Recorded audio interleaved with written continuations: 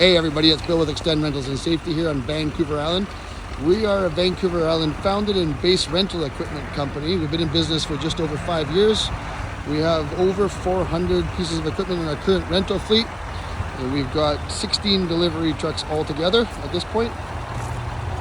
So this is Braden. He's been operating machines for 10 years now. He started when he was 3 years old. He's 13. So we're going to give you a rundown on how to operate a micro excavator. This is a Bobcat E10. It weighs just over 2,000 pounds. It's quite a cool machine. It has the ability to retract the tracks in underneath the chassis, and also the ROPS bar, the rollover bar, has the ability to fold down in behind the machine by removing that pin there. Leave that one in, and the whole thing just rotates down.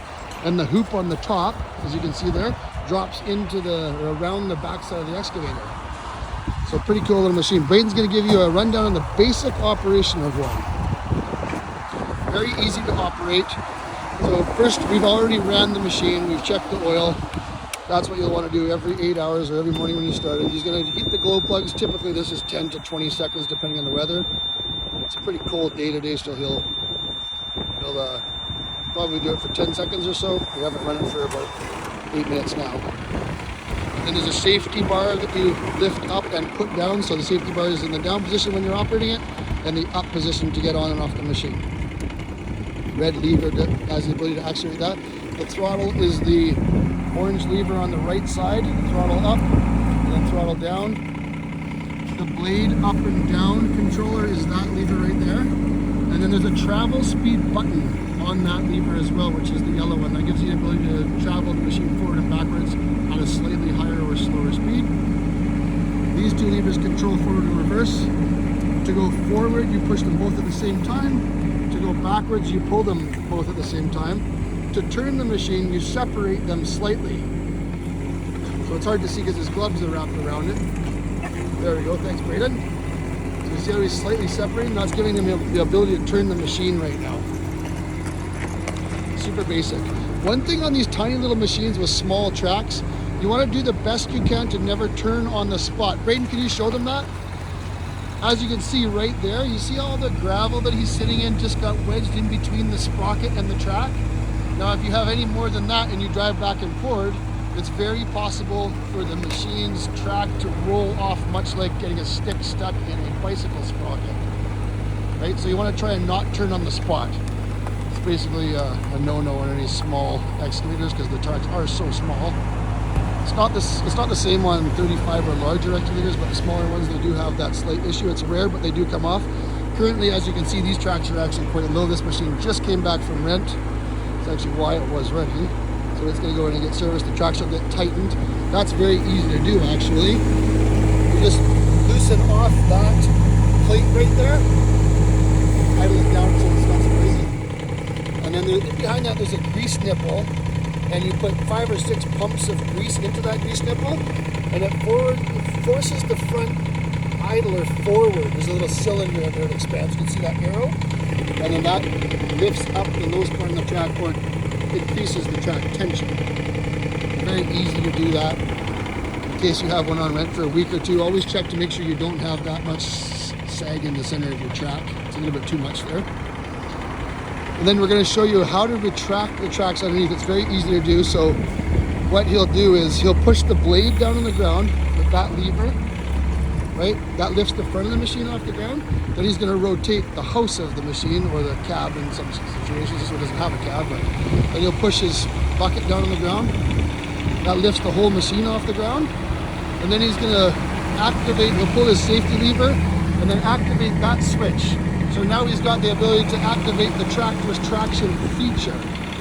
You then use the blade controller, the blade up and down, to suck the tracks in and out. See how cool that is? Do it again, Braid? So it's super easy. Once your tracks are all the way in, this machine barrels down to 29 inches wide. That gives it the ability to get into even a man door, a small man door. Super cool.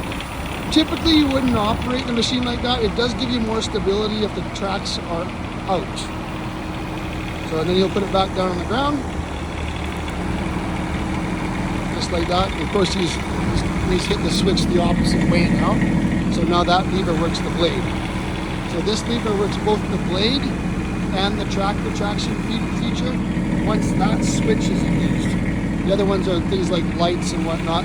I'm going to come in behind Braden and we're going to film him operating the control levers. These are pilot style control levers, much like a large excavator would have. The Bobcat D10 is one of the few small micro machines that actually has these. And it's a really nice feature. It makes it way nicer to operate these little machines. So as you can see, the right lever forward and backwards lifts the whole boom up and down. The right lever from the left to the right curls the bucket in and out. And then the left lever, as you can see, rotates the whole house left to right. Very obvious there.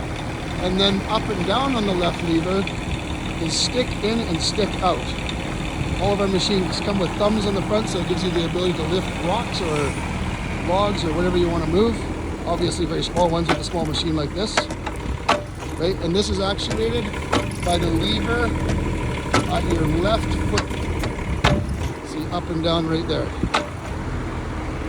So the other thing you might be wondering is, once we retract those tracks in, what do we do with the blade? Because the blade is still 44 inches wide. So on the blade you can see there's these little pins that you pull up or down, and then this whole wing here, this slides out or in, whatever you want to do. You can remove them all together, or you can slide them in. One thing to watch for on these small machines, unfortunately the design allows the bucket to come into contact with the whole blade. We've had numerous rentals where the corner of this wing right here, people have caught the corners on the wings on the bucket and ripped these wings up, which is kind of a crappy design. I've talked to the local Bobcat dealer and their reps about it numerous times, but that's been happening for about 5 years now and still nothing has changed. It's a very easily changed, and we've actually thought about making the modifications ourselves. That might happen in the future, but due to time constraints, it hasn't happened so far. Yeah, that's the basic operation of a small excavator. Just like I say, try to not turn on the spot, because that does compromise the track and the ability for the track to stay on, especially if you're working in loose materials or rock. Always check your oils. Your oil is very easy to check. Braden's sitting on it, so I can't lift the machine's engine cover right now, but simply press this button, it pops open, and now he's off it. And you lift this up. As you can see, we do our best to keep the machines quite nice and clean. If you're a Bobcat if you're an excavator control operator, there's that little lever right there that you can rotate, and it can change from cat to deer controls. So it totally depends on what suits your requirement or what you're used to. You do have the ability to change the controls. All of our machines have the ability to go from cat to deer controls, or cat to backer controls. We shut the machine off. I think we've covered just about everything. Always have your seatbelt on, safety first. Any questions, or you're interested in learning more, follow us on our YouTube channel. Currently it's Tracks, Treads, and Tools. We will probably change that name to something a little more catchy soon, but you got the drift. Hope everybody's having an awesome day. Have a great weekend.